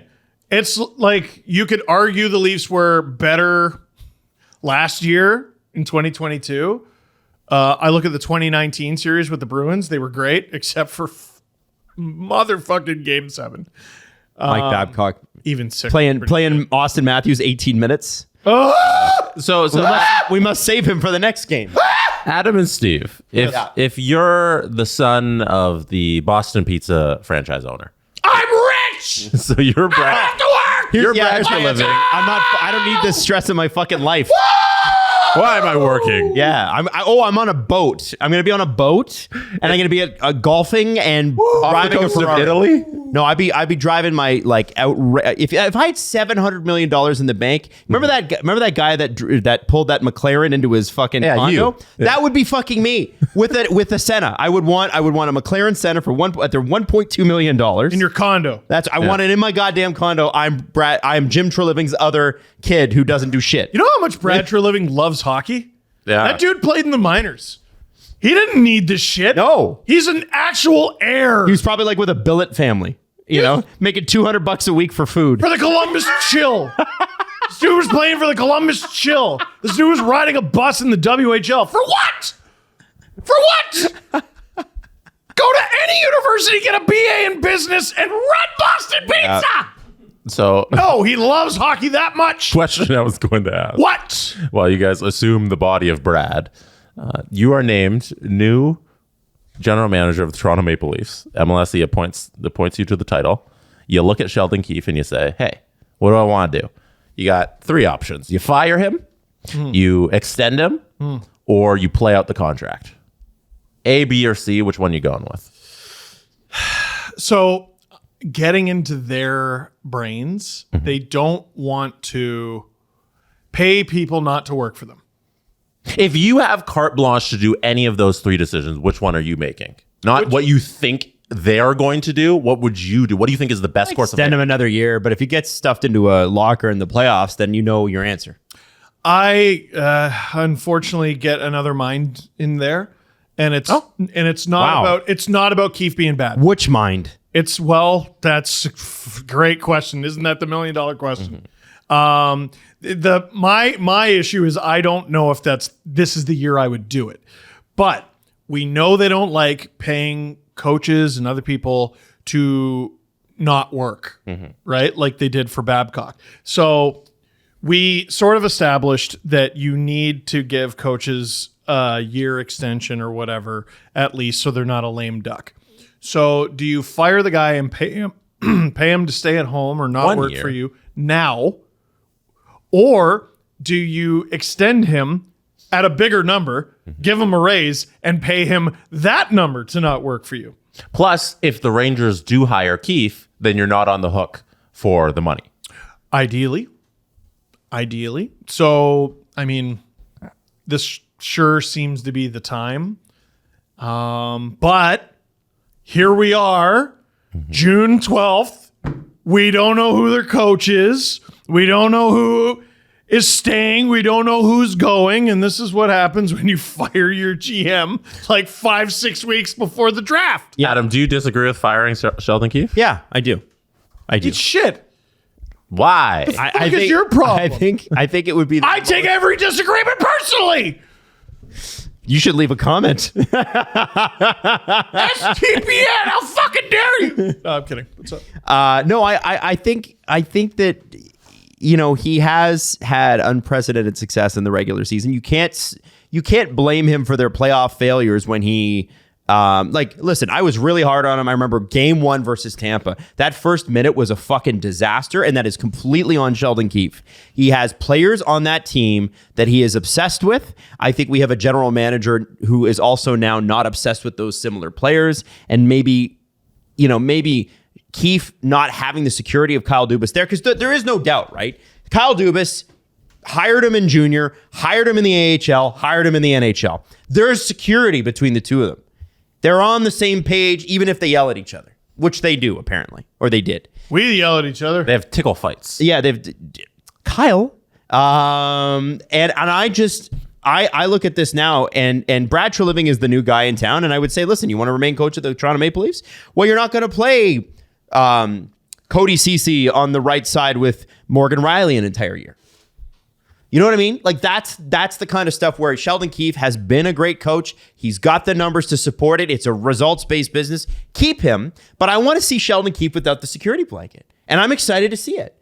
I think he, when we're uncomfortable, like, listen, do you think it was comfortable leaving our jobs last week? It's scary, but when you're uncomfortable, you're pushed to do things that you're not normally exposed to doing. Jesse, Was it comfortable for you leaving your job 2 years ago? No. Way ahead of all of us. No, Not no, it was comfortable. Not comfortable. But did you learn a bunch of stuff? Yes. And I think we'll learn a lot about Sheldon Keefe. Learn how to be a Rizz Gawd. Yeah, well, you learn from the best. Time, yeah. You learn from the best. You might be a Rizz King. I don't know if you're a Rizz God. Like Steve's trying to be Steve's Rizz God. the God. Yeah. Yeah. So, I think all of that said, I want to give Sheldon Keefe another shot because I want to see what he's like when someone goes, actually, that thing that you've said, well, we don't believe that anymore. So we're looking at the data this way. So I said I'd like to get another mind in that room. Maybe they just hired the other mind. Maybe it's Brad Treliving, Shane Doan. The Leafs had, and I've heard this actually from reporters. First off, in the dressing room, they all got along really, really well. This is one of the few Leaf teams where they've been like all of them got along. Well, the first crack in the armor came from Frege and de-emphasizing the core four. Mm-hmm. Right? Well, I don't know how that pertains. What do you mean? Basically, there was a feeling within the locker room that the core four got too much. Yeah, we played it on the show. Oh, that part. Yeah, I understand that, but I don't know how it pertains to this. Because the assumption was that they all got along. But now we're hearing that might not have been the case with the way the stars were treated as opposed to everybody else on the team. I think it's very relevant. I'm curious about how that specific source, that to me sounds like somebody who was traded to the Toronto Maple Leafs. Mm-hmm. That doesn't sound like somebody who's been on the team. So and I think that's good. No, but that matters because you're always bringing in new guys when you're so emphasizing the core four. And I'm not discounting that. I actually think it was probably somebody who's won a cup before. So as soon as I heard that quote, I instantly thought Ryan O'Reilly. I went through the roster. I'm like, who said it? And it's Ryan O'Reilly. Who has done more interviews since the season ended than he did in his time as a Leaf. Yeah. And it doesn't mean that he's taking shots at them or whatever. It just might be that, hey, I've been on in some good cultures and some bad ones, and I can tell you, in the good cultures, this is what they do, and in the bad ones, this is what they don't do. No, I feel like that should carry some weight. Yep. I'm agreeing with that, and I think de-emphasizing the core four, whatever they claim they want to do, fine. But I think that there is. I think that a little bit of friction sometimes is a good thing. If you are too much in agreement from president to general manager to head coach on philosophy, then I don't know who pushes who to get better. And I'm not saying toxic yelling at each other and calling each other names or whatever, but feeling passionate enough in your point, which differs from the person next to you, to have a flat out argument about it respectfully and actually push them on their ideas. Because here's the problem. Yeah. I'm sure Sheldon Keefe and Kyle Dubas had arguments, but at their core, they sort of believe the same things, hence why we're in this position. There's got to be a happy medium between Sheldon Keefe, who appeared to agree with Kyle Dubas on the vast majority of things, and Mike Babcock, who was actively working against him. Right, and that's not what I'm calling for, right? Right? A little bit of creative tension is it creates the best things in the world. Yeah. The Beatles had flat out knock down, drag 'em out arguments, created some of the best music in the 60s. Yeah. Daryl Sutter looked at 2019 Mike Babcock and went, that is how I will coach this year's Calgary Flames. Does Baby Gronk listen to the Beatles? Yo. I am going to... No, he's going to remix them and ruin them all. Not him, his dad. He's going to speed it up so fast for TikTok. And it's all going to sound like this. Like every song on TikTok. Is that what they're going to sound like? Yeah, they speed everything up. I like Brad Treliving and I like Sheldon Keefe as a duo. I want to see Brad, who seems like an affable guy, go, Sheldon, are you fucking serious with the Justin Hall minutes? Even though Justin Hall's not likely to be here. You know what I mean? Do you feel in charge? Yeah. Anyway, that's what I would say. That's what I want to see. Bane. Around the NHL, it looks like Pierre-Luc Dubois wants $9 million on his next extension. That's what he's looking for. Now, this is I want a Bugatti. He's 24 years old. I want a Bugatti. Put the keys in my hand. I don't have Bugatti money yet. Oh, well. I always say yet. I want to leave the possibility open. The door should be open to Bugatti money. Don't you think? Yeah. Who the fuck is his agent? Pat Brisson. Yep. Yeah, Pat has gotten guys $9 million before. Mm-hmm. They were all better than this guy. Pierre-Luc Dubois is a great player. Yeah. It's not $9 million. But he might say, I haven't had the chance to be as great as I should be, because look at the teams I played for. The defensive, depressing for an offensive player, Columbus Blue Jackets, and the complete mess of a dressing room Winnipeg Jets. Like, here's the thing. You know, we're giving Pierre-Luc Dubois a really hard time, and I think he deserves it. But also, I think there's a lot of players that want out of Winnipeg. That shouldn't surprise us. It's not for wanting out of Winnipeg. It's, hey, wanting out of that dressing room. I want to go to this very specific place, and also I want you mean Montreal? Give me the same amount of money that if I was a UFA with 32 eligible teams to sign me. Yeah. What fantasy world is he living in? Why would Montreal ever trade for PLD or sign him? I can see them trading for him, but $9 million? That doesn't make any sense. No. No, but even like bringing him in, you know, like, is it going to be a problem? What? Oh, to Montreal? Yeah. I don't know if it'll necessarily be a problem, but I can tell you they're not going to give him $9 million. The one thing Montreal has done, they might, well, because the cap's going up. If you want him on a long-term deal, you might have to. I wouldn't give him Okay, that. so they got a lot of young guys. Look at the contracts they have signed. Nick Suzuki, I know. Cole Caulfield. Those are some incredible deals. And they're going to give this guy who doesn't even have, like, what percentage of the Jets season was he even their number one center? Who's the highest paid player on the Montreal Canadiens? Isn't it Nick Suzuki? Carey Price. Besides Carey Price. Oh. He doesn't play for the Montreal Canadiens anymore. It's not Nick Suzuki? Who do you think it is? I thought Nick was at $8 million. Who would be making more than that? Well, it's Cole Caulfield now. It's Nick Suzuki. Yeah. 7.875. And Cole Caulfield is 7.5 or something? Yeah, Cole Caulfield's 7.85.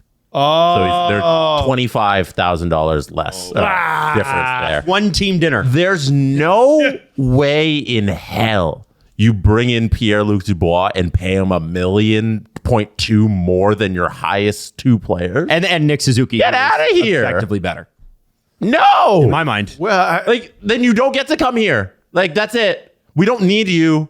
I need to know where this number came from. Yeah. Because again, it's a very unique situation. Listen, you don't We want could call it Brisson and ask him, I guess. Ask him, where does he get his number? No, but okay, you don't want to play. Plug my phone into the board. You don't want to play in Winnipeg. Fine. You want to play in Montreal. Fine.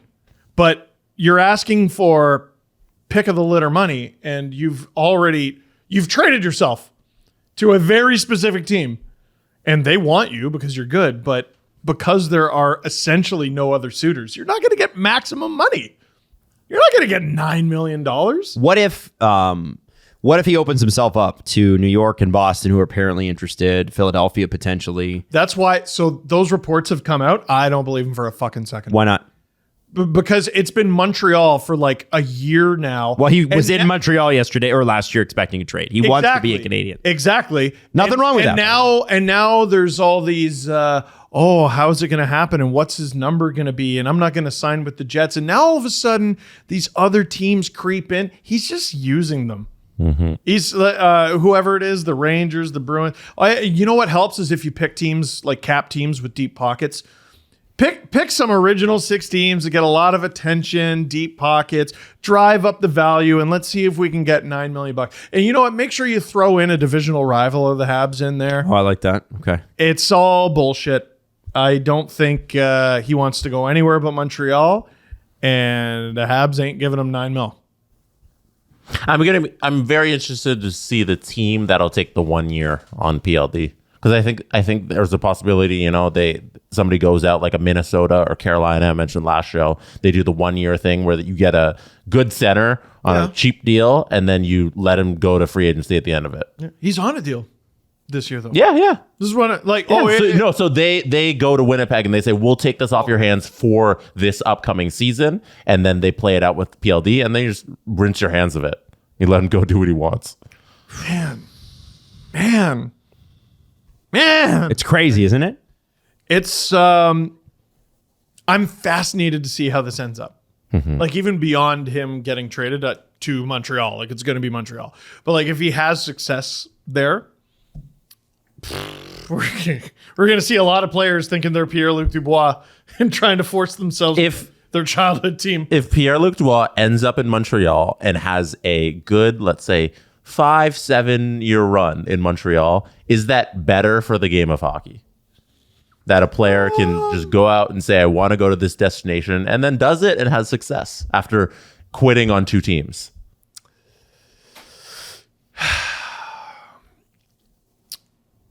Depends what you count as better. Because, like, okay, we look at the NBA. We always compare the NHL to the NBA. And the NBA is very successful. And is a real league. And it's a real league and makes money hand over fist. And the bad teams suck ass. Suck ass. And will always suck ass. Yeah. Their best hopes are getting a star player in the draft, being mid for a few years. Then in free agency, they go somewhere else and you're right back to sucking ass. Yeah, no. Right back to sucking ass. If you're the bottom teams of the NBA, you hope for a Giannis situation where you get somebody who wasn't the number 1 pick, but you scouted him, you got him high in the draft, and then he turns into a superstar, and then he's ingratiated with the local fan base, and you get him for the 10 years that you do. A complete and actual unicorn. Like, how, like, can you hope for a Giannis once in a generation? Yeah, but that's why they have all those lottery balls. You hope for getting Jokic, you know, Denver right now, Jokic and Murray. Like, they built that through the draft. Yeah. And like it can be done, right? It can be done. But it's like the odds. The Pelicans. Zion's a disaster. The Pelicans, you know. They got Zion. They thought they had it. They thought they had it. And well, he's been in the news. Well, I mean, that's a Rizz Gawd story. He's certainly been in the news. Sure has. But no one's talking about, like, because the bad teams are just doomed to be bad or mid. Is basketball any worse for it? Doesn't seem like it. You know what I mean? So I don't know, but Gary doesn't want that in his NHL. He wants a 34 team league. Forget the 32 team he already has. He wants a 34 team league where every team can compete for the cup. So would you say it's good for hockey if he can do this? If the NHL does something that replicates what the NBA is doing, it is good. By virtue of the NBA is a league that is successful, and the NHL is not a league and also isn't successful. What's the most fun thing about be a GM mode in NHL? Trades. Moves. Trades. Fans love trades, man. I like this move to shorter contracts. I would love more trades. Let's go. So you think it's good for National Hockey League that Pierre can do this? Yeah, I think so. And it's not because, listen, it's the Winnipeg Jets. If they had a great winning culture, I don't think we'd be having this conversation. I think they've won. I think they've outperformed what anybody's expectations could be. But let's not deny that there's a lot of problems in that dressing room and probably isn't a fun place to play. Columbus. Do you think playing under John Tortorella at the end of his run was fun when you're an offensively gifted player? I don't fucking think so, man. I think that this guy... Anthony Duclair seems like he's having a lot of fun right now, by the way. I think that this guy he's like, you know what? If it's going to suck, it may as well suck in my hometown for the team that I love. And so from that perspective, as much as I've been hard on Pierre-Luc Dubois, because I feel a bit funny about the way he's handled this stuff, I mean, if that's where he wants to play, how do you argue with it? I have far more respect for what he's done in Winnipeg than in Columbus. Sure. Especially that last shift in Columbus. Yeah, like Winnipeg, he's like, yeah, I'll come here, I'll, score, whatever. Because he knew he needed to do that. Yeah, but then they go, please resign here.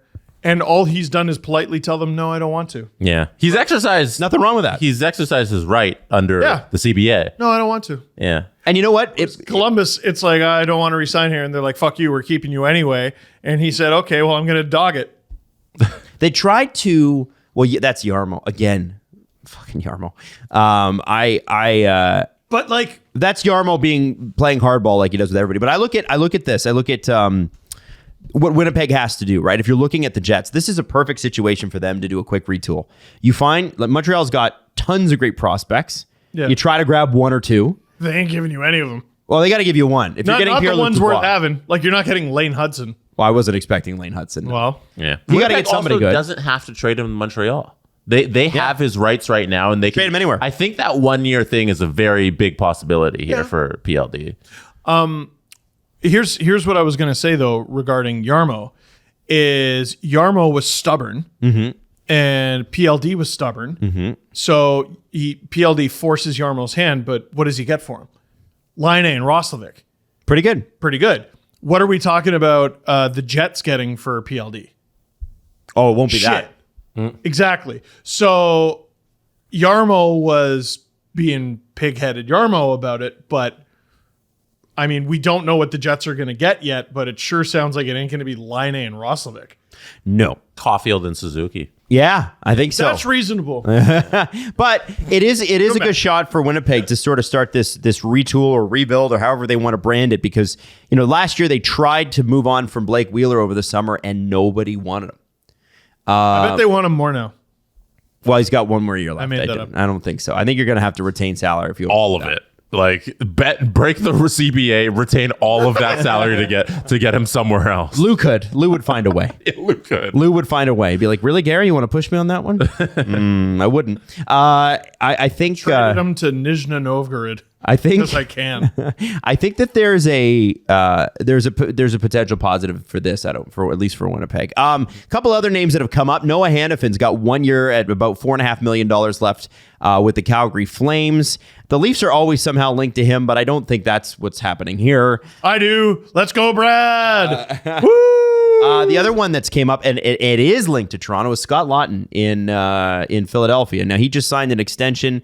Elliot this morning said he believed that that Toronto was close to trading for Scott Laughton before he signed his extension.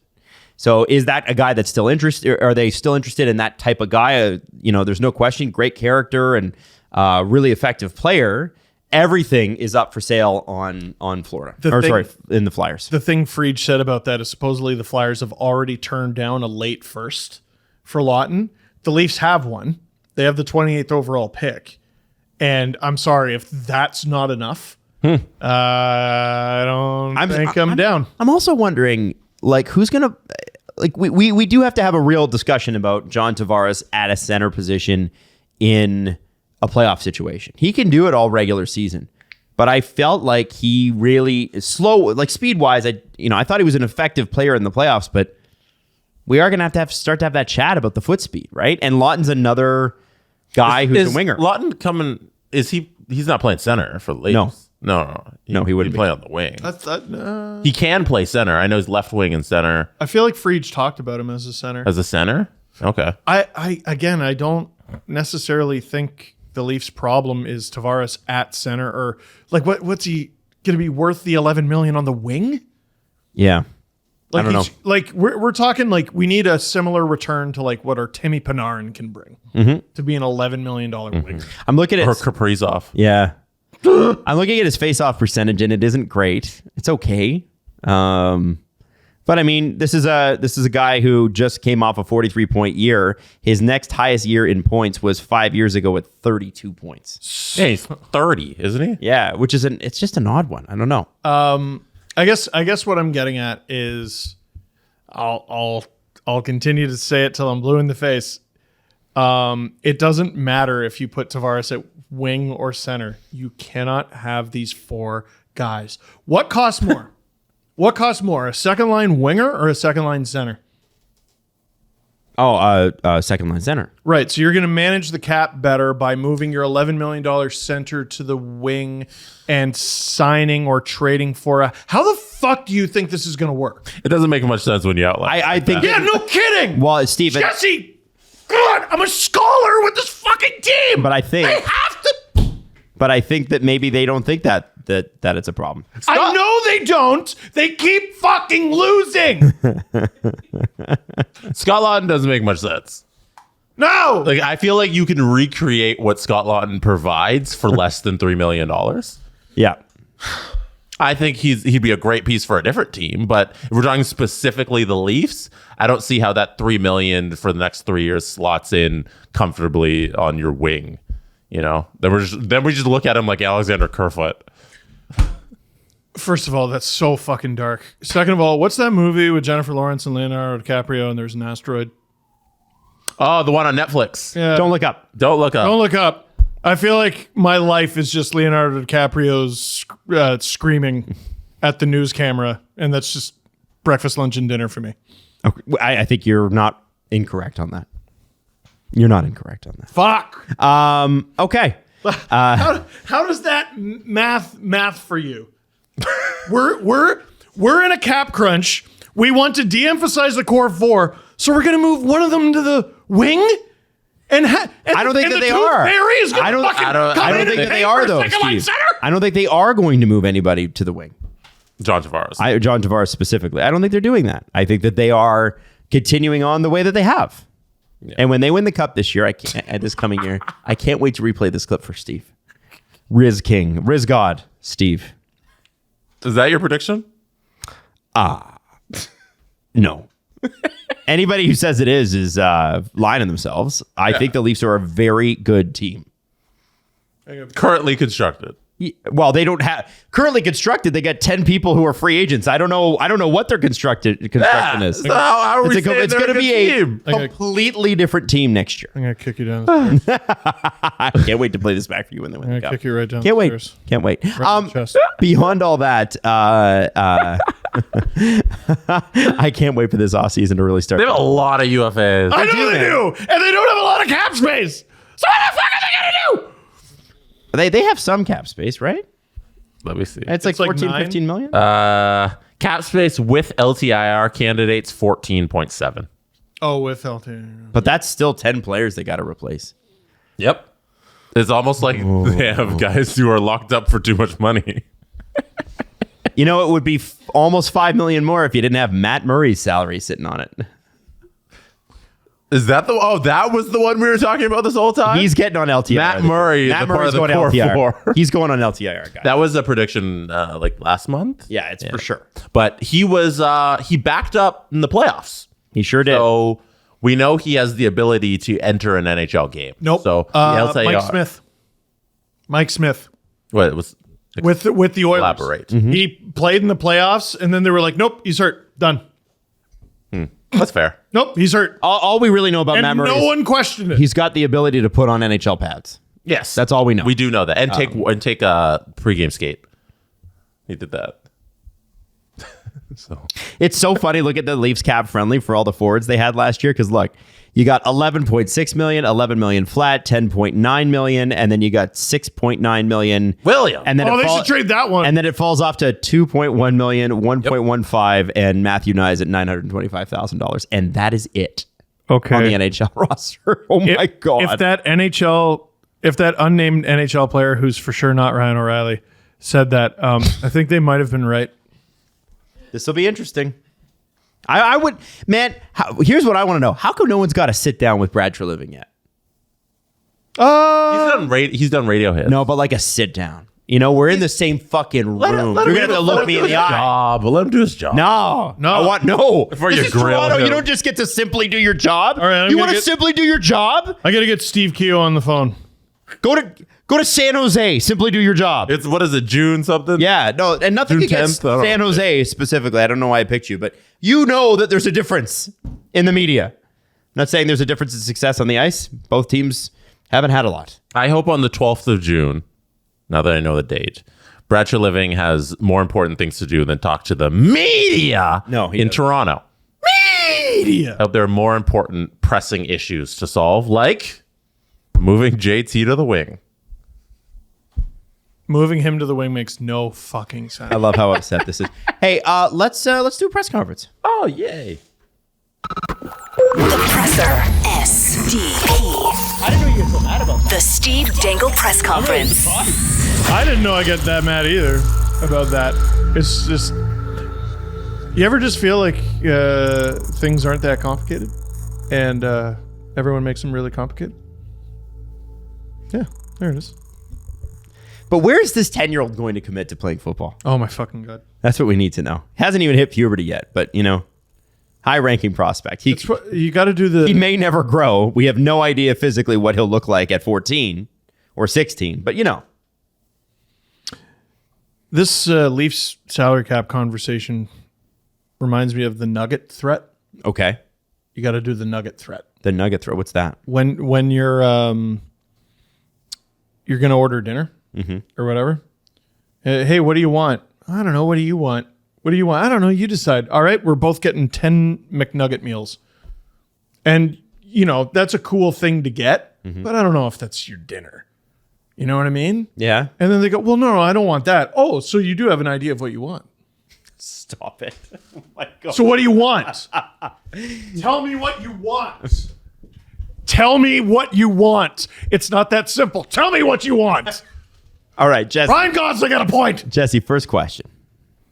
What do you guys think about Nick Tell me Taylor? what you want. Nick Taylor winning the Canadian Open. That was sick. Man, this is like what, back-to-back weekends where a cool golf thing happened? Where what's his face, who was like the club pro, hit the hole in one. Oh, Michael Block, yeah. Yeah, that was sick. And then That wasn't last weekend. No? That was a couple weeks ago. Oh, whatever. It's playoffs. Time doesn't exist. I really loved it. I thought it was cool. I also, my favorite part about it is the various slow-mos of the security guard taking out Adam Hadwin. Just nailed him. Yeah, it's Good so form. good. Now, That guy played rugby for sure. I've got one from the actual RBC account, so we can actually play this on the show. But you've got to see the slow-mo of the celebration because they had a camera on. Jesse, I just sent it to you. So they took the Moët bottle that Adam Hadwin was trying to pour all over his friend Nick Taylor, and they are going to put it in the Canadian Golf Hall of Fame because of this unbelievable. Was that? I thought that was just a joke. No, I think they actually are. Look at this. No, security did not know. No, I'm talking about the bottle in the Hall of Fame. No, is it a joke? I thought it was real. I'm asking. I think it might be real. Okay. Now here we go. real. Now watch this slow-mo, beautiful Cop, too. looking after their kids. Oh, They As had to as leave. They should. That sucks. Fuck them kids. So Kayla Gray was actually in the grandstand. Kayla Gray of TSN, who we love. And check out this. This is her. I just sent it to Jess there.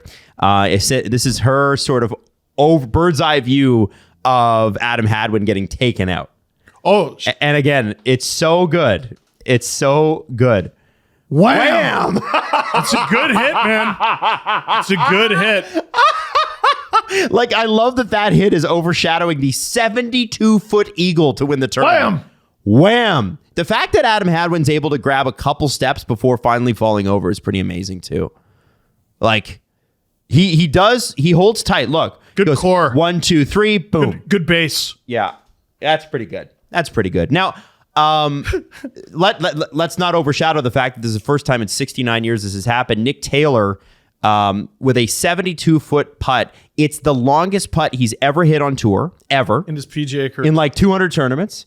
And it's the longest putt for a win in PGA Tour history. Is it? Yes. Wow. Pretty cool. Spectacular. And again, a great weekend for Liv. No, it's good weekend for the Public Investment Fund. Yeah, that's right. You're right. You're right. Not right. Liv. Liv's going to die. Liv's gone. And Greg Norman's going to be homeless. But I hope he got some money out of it. yeah, oh my God. You know how much money they have to pay him to carry this water for them? Yeah. Yeah. They probably carry. To be the shield for the Saudis? He better be getting all of the money. I hope he got money. big money. Steve, that's the guy who is in charge of Liv. So he's the guy they put to be like the spokesperson, the face of Liv Golf. And he was also a fantastic golfer back in the day. Yeah. Who's the PGA guy they want to resign? Jay Monahan. Jay Monahan. He's evil man. I'm sure he's very sad. Yeah. No, I was at the Canadian Open on Saturday, and it's cool being there because it's hosted at Oakdale. It's around the Jane and Wilson area. But it's at a private club that none of us in our lives, well, Adam says leave the door open for things, but you leave the door open for being obnoxiously rich. Why not? We may never be able to touch those grounds unless we're there in 20. I think they're hosting it again in 26. But like these are the only times you're gonna be able to get on that golf course. It's at the fanciest of fanciest private clubs, and you can tell. Like you get onto the grounds and everything is immaculate. They have this giant clubhouse, and they've made the grounds like a lot of fun for families and kids. And I did a lot of walking, and it's just cool to see these guys up close. You know, you see why you're like, oh, I can't swing like that, because I saw McIlroy up front. And he was like me to Adam. You know, he's taking a tee shot, and you're like, oh, that's a world class golfer taking a tee shot. They're just a set of obliques with shoes. What did his, you know, when you hit a golf ball really well with the driver, that noise that it makes, it's so sad. Yeah. Ping, like that. And I mean, they made the Ping brand after. Sounded just like it. How did Rory sound? Oh, they all have that sound. They all have that clean, crisp golf sound. And it's hot. The thing is, with a professional golfer, they're always automatic. Like there's never any deviation on the cleanness of the swing. It's always just, did they miss their spot by a couple yards? You know, they're always hitting the ball flush with their clubs. It's a beautiful thing to watch. Mike Weir didn't have a good couple of holes. I saw him out there, but like he made the cut. But that's a dude who's not playing all the time. Hey, the fact that he made the cut is amazing. Amazing. He doesn't play as regularly. The cut was like, wasn't it like -3 or something? Like it was. Yeah, it wasn't too bad. Yeah, it was a big field though. So I think it was 72 guys who made the cut. But Weir was there over the weekend, and where I saw him, he was struggling a little. But it was cool to see a Canadian legend up close. Yes, and just watching Mike Weir do stuff. It was good. I'm sure he thought the same thing when he saw you. Oh yeah, yeah. I was like, I know Steve Dangle, you know, and he's like, what? He let you on the simulator ride at the zoo twice because he made a mistake the first time. It's in his book. Anyway. Good luck. The first 12 chapters, all zoo stories. Fuck up. That's Steve's book for you. But it's a cool place. I'm glad it ended with Taylor winning the whole thing, because it looked for a while on Saturday that the other guys who were out later than him were just gonna lap him, because he was in the clubhouse with the lead at -11, and then like Rory came out and shot, like he was at -12. The guy he was playing with, I forget his name, Hubbard, I think. He was up at -13 at one point. You know, it's like, okay, it was fun while it lasted to have Taylor there, and then he just comes back on Sunday and has an unbelievable day. And the score he shot on Saturday was a course record. He shot -9 just to get into the clubhouse lead, and it was what a weekend for Canadian sports. It's cool. Yeah, very, very cool. Really enjoyed it. All right, Jesse, what else we got on the press conference? Do we have anything else? Jonathan on our Discord press conference questions channel wrote, Law and Order Toronto has been announced. Okay. Yeah. What do you guys think of that? So they're asking, what painfully Canadian crimes do you think they could put on the show? I just think, like, what Canadian moments are we getting out of Law and Order Toronto? Well, here's the problem with, like, Law and Order is like, I mean, there's no other way to get around this. It's about murder or sexual assault, right? Those are what most of the cases on it are about. Ding, ding. We don't have as many murders. So to make it believable, they're going to have to come up with some other crimes that they're relying on. It's like their pillar of criminality. I don't remember the name of the comedian, but he came up. He was an American, and he came up for Just for Laughs. He's like, you know what I like about Canada? You guys report all your murders. Yeah, that's a good point. But the thing in Canada, like if there's like a high profile murder in the States, you hear about the murder suspect for 6 months. In Canada, you hear about them once, and you might hear about them again when they come up for parole, and that's it. So it's just a different way of looking at it, right? It's weird. So I don't know what they're going to do with Law and Order Toronto. I am. How curious. many? Jonah also said, how many Tim Hortons references are we getting? Oh God. You know, because you know, if the Americans are doing some of the producing of Law and Order Toronto, they're gonna do like, oh, we're gonna make beaver references and poutine and all this fucking corny Canadian shit. You know what? That's not the reality of us. Wasn't there an actual real life story though of there being an organized crime maple syrup ring in Quebec? Oh yeah, no. Yeah, that's it's not really. It's not totally like there's like it's deep, but there's also like a syndicate that is like legal that sets the prices for maple syrup in Quebec. It's a whole thing. But that's Quebec. Yeah. This is Toronto. Yeah. I know. So what's it? Oh, they're all going to get into the slowest car chase of all time. Because the gardener's back. It's on the gardener. Yeah. It's under construction again. Sorry. There's no exit to Lakeshore East. Yeah. Turns on a signal. Plick, plick, plick, plick, plick, plick, plick, plick. Well, once I catch up with this guy, I'm gonna get him. The other thing is, man. Okay, so when I was doing like entertainment reporting, the Tim Hortons reference thing kills me, because you know that all the actors, when they come up for the Toronto International Film Festival, all they're gonna do is like, I love Canada. I had a double the other day at Tim Hortons, and you're like, no, you fucking didn't. But we have to ask them about it, because it does make Canadians feel good, because we have short man syndrome. And like we're sort of a pick-me country sometimes. Yeah. And if you wanted your interview clip, because remember, you're competitive with your other reporters, right? If you want your clip to make the highlight pack, and the highlight pack's a minute long. So if you want to make it into the morning recap, you better get something about Canada in there. And so it's like, well, how do you feel about Canada? I've told you that story about Ellie Goulding. Is there anything that you must have in Toronto when you're here? Yeah, double. I'm like, okay, well, I'm in the pack tomorrow. Like, it's why we ask that question, is so the reporters can make sure that they're in the highlight reel, because they want something localized to the city.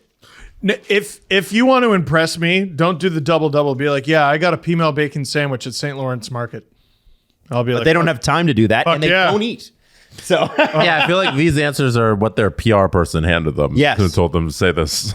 Well, it's sort of like The Rock with "Let's Go Leafs." Apparently, behind the scenes, you remember when The Rock came out and yelled "Let's go Leafs"? Yeah, they told him. So, well, no, they told him "Go Leafs, go," but I guess his PR people fumbled it, and that is the kind of thing that Dwayne "The Rock" Johnson would be very pissed about. He is very focused on wherever he is. I'm gonna nail it.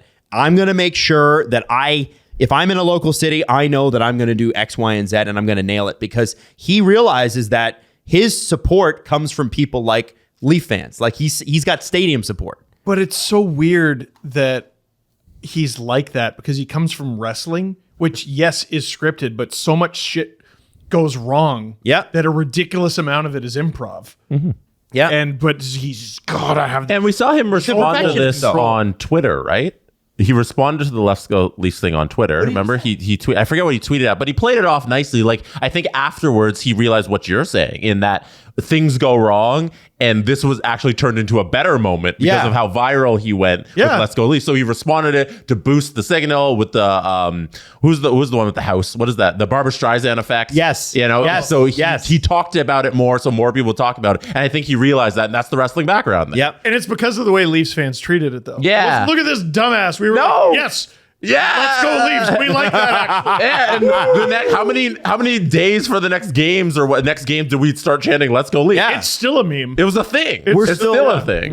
We were shouting it in Kingston. Remember, we instead of "Let's go," we "Let's go live Leafs." event. Yeah. So, did you guys want another question? Yeah, one more. We got time for one more. So this is from Ryan Called 72. It's been very apparent that officiating has been a main talking point of you guys this playoffs. Mm-hmm. Honestly, I'm not sure if Steve is banging the drum for change or just banging his head against a wall sometimes. Mm-hmm.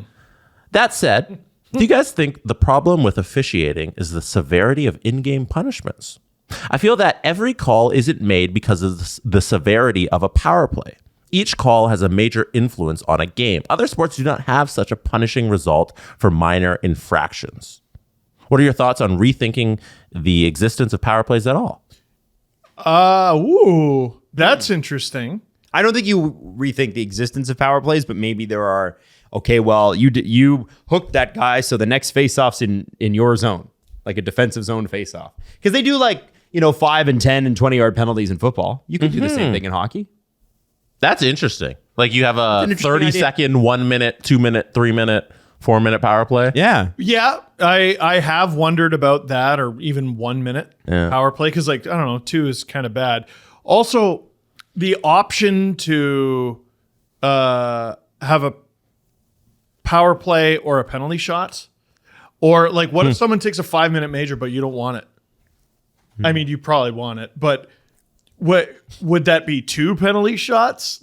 I do think it's a neat idea to play with it. The problem is the NHL isn't the place to dick around with the rules. That's what the junior and minor leagues are for. Mm-hmm.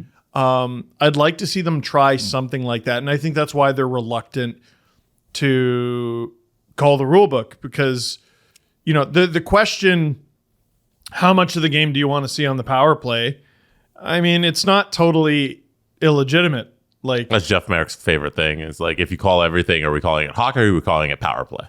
And I hate it because, call the damn rules, but then you think about it and it's all right, it's a 60-minute game. Do you want 40 of it to special people teams? Would adjust. I bang this drum very hard.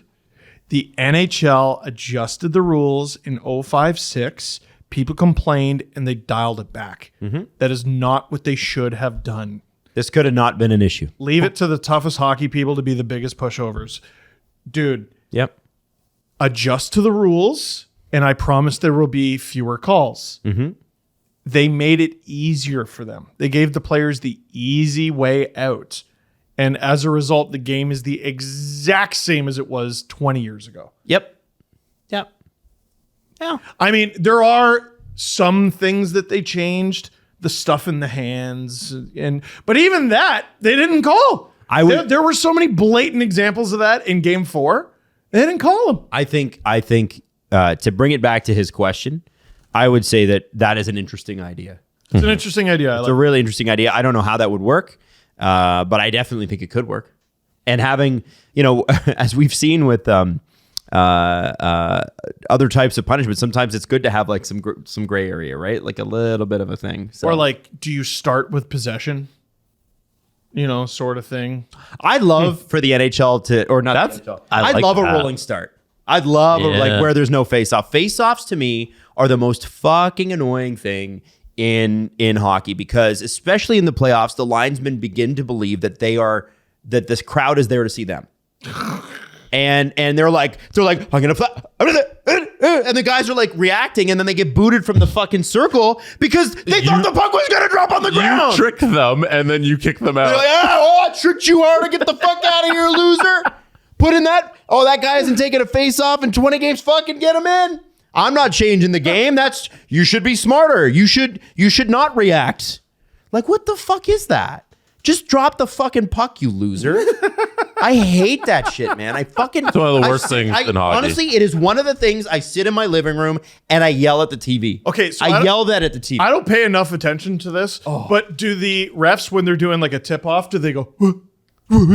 Not in they toss the ball up. They don't try to fake out the players and then kick them and if out. the ball is slightly to the left or slightly to the right, boo-hoo. Suck the suck. They Go get it. do redos But if it's off. But there's no way a human being can throw a dead straight basketball up in the air. Sure. Like, it's like we can't draw a straight line, a perfectly straight line. Impossible. You need a ruler. Or are you one of those guys who can do the circle where you go to the chalkboard and go, hooah? So the pursuit of perfection when it comes to dropping a rubber vulcanized disc on a piece of ice. Fuck off, guys. Drop the puck. I want to see hockey played, not ref's butt. That's what you're seeing. You're seeing a linesman's ass. Can we get going? So is that a bridge too far, I guess is my question. Like, I want the sport to improve, but there are some improvements where it's like, all right, you walked into this pizza shop, you want a pizza or not? There's other pizza places. You know what I mean? This is what the NHL serves. These playoffs, I feel like the penalties and the refereeing situation has been even more of a story. I feel like it's been worse and it has come up a lot more. We've seen more. When we're talking about the game, we didn't even talk about the fact that the referees stopped the game with about a minute to go for absolutely no reason. Aiden Hill fell into the net and then they're like, okay, whistle. No, but so even though he gets up 4 seconds later and the play continues and the Panthers are charging in the zone. But it was Matthew Tkachuk made contact with him. Yeah. Which isn't a stoppage of play. But he was forced into Aiden Hill. So if the reason the play was dead was because Tkachuk hit Hill or Tkachuk was hit into Hill, or he was hit into Hill and he fell into Hill on purpose, which is what I think happened, they have things for those. It's called penalties. GI. Goalie interference. Cam Charron had a great idea too, because that puck over the glass penalty, which maybe shouldn't have been a puck over the glass penalty on account of Petro got slashed. But let's pretend it was just clean over the glass. That was with 17 seconds left or 18 seconds left. And what Cam suggested was if you take a penalty with under 2 minutes to go, you should have to kill the whole thing. Is it like bowling where you get a strike on the last frame and it just keeps going? I don't know. Oh, so what if you took a penalty in that penalty? Would you add on 4 minutes to the game? Like, is just like, never ending? It's not a like a game of Uno when you can like pick up 2 cards. Someone puts a bell in there. No, pick up 4. Uno. It's like playing an asshole. You hit him with 4 twos. Did you see Uno try to walk that back? And they're like, no, you can't put 4 on 4. No, they're fully. And then everyone was like, no, you don't know the rules to your game. They're wrong. That's not how you They're play wrong. Uno. Those are the rules. But you have no power. Back to what we were talking about. Refereeing, it feels like it's more of a story with these instances, like stopping the game with a minute left in the Stanley Cup final in Game 4 when a team has zone possession. And I don't know if next year's finally the tipping point, or this offseason where we see the officials council, the secret Pope council of officials finally do something about how the game is called, and we go into next year with some just change in the game. But it needs to come soon. If the NHL announced that next season they'll be playing on concrete, the NHL officials would show up with skates. Dude, like, they don't change for no one. They don't. I shouldn't hold out hope. No. Why would you? Why would you? Like, here's the thing. That is not how I think most people should live your life. But what evidence has NHL officiating ever given you that they will even produce an ounce of change? We see rule changes at the beginning of the season all the time, and then they don't stick through November. Right. So what's the fucking point of anything? Maybe next year's the year they stick through November. Maybe next year's the year the Leafs win the cup too. Don't be an asshole. Neither of those things are happening. I don't know. I know. Like to see some change. All right. Jesse, bless you. Let's wrap it up. Bless you in your optimism. It's been so much fun. Hanging out on the Rizz Dangle Podcast. Did enjoy that. That feels almost like a different lifetime ago, doesn't it? Considering what's happened since. This NHL official did a fist thing in front of the camera, and he was popular for about 5 seconds. Is he a Rizz Gawd? Click like. The Steve Dangle Podcast. Powered by Sports Interaction. Want to bet? Follow the guys on Twitter at Steve_Dangle, at Adam WYLDE, and at Jesse Blake. Connection complete.